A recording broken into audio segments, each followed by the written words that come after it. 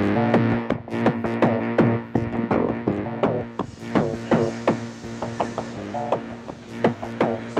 would say Chicago lagged a little bit.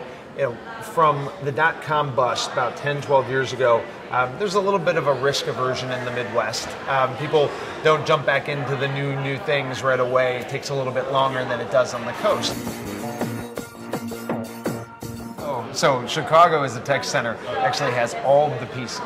It has the universities, the talent, it has the capital, it has the corporate support, the corporations here that are customers, it has the public support, and it has a great ecosystem.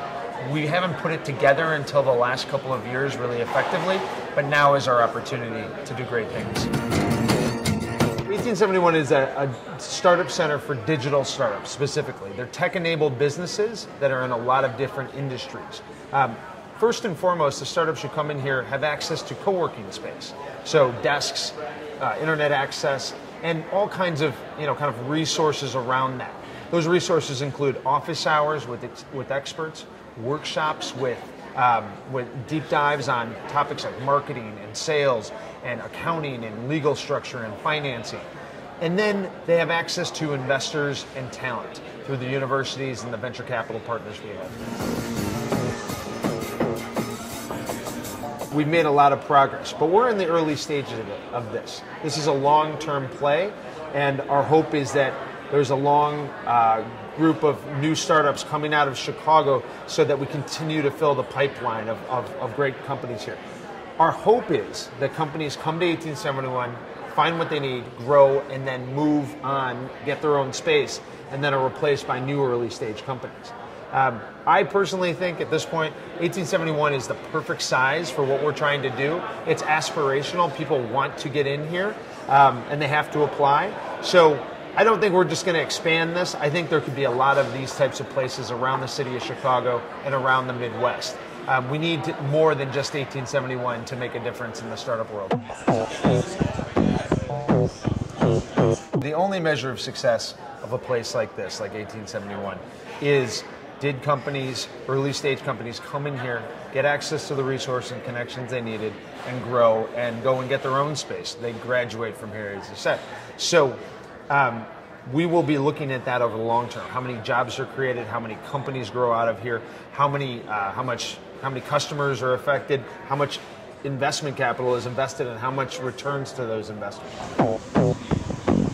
Chicago is an interesting ecosystem. It's not, Silicon Valley, and we don't need to be that nor pretend to be that. What it is it's a great place for traditional businesses, right? So when you think about the digital startup world here, a lot of the problems these companies are solving are old school business problems. These are not new problems. There's better solutions now with technology.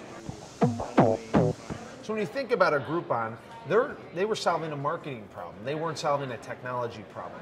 When you think about a Grubhub in Chicago, they're delivering food, but they're using a technology platform for it. So I think Chicago will be very good at consumer packaged goods kind of related businesses, financial services businesses, healthcare related businesses, but with a technology base that allows them to be highly scalable and venture backable to create a lot of jobs. So Chicago should be good at more of those B2B kind of, maybe not as sexy social media kind of things, but that's okay because really it's those B2B businesses that a lot of times are solving business problems and creating a lot of value for customers and can scale very quickly. Mayor of Chicago and the governor swing by on a regular basis too. The most famous outside guest we've had here is probably the Prime Minister of Britain, David Cameron.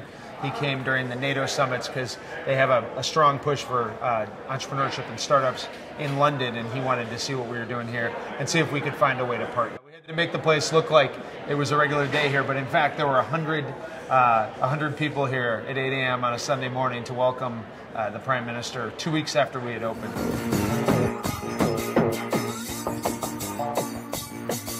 Booth School of Business, I got my MBA over 21 months, but the best thing I took away from that was the engagements with my peers in the classes and learning from them and their careers and their experiences, but also some of the professors.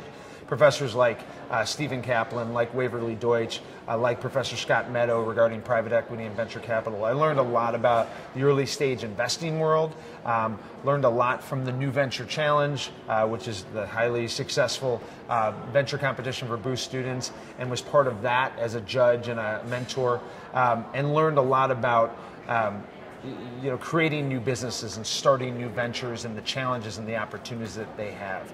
I also got the financial underpinnings on all of this of analysis to really appreciate how to put these businesses together.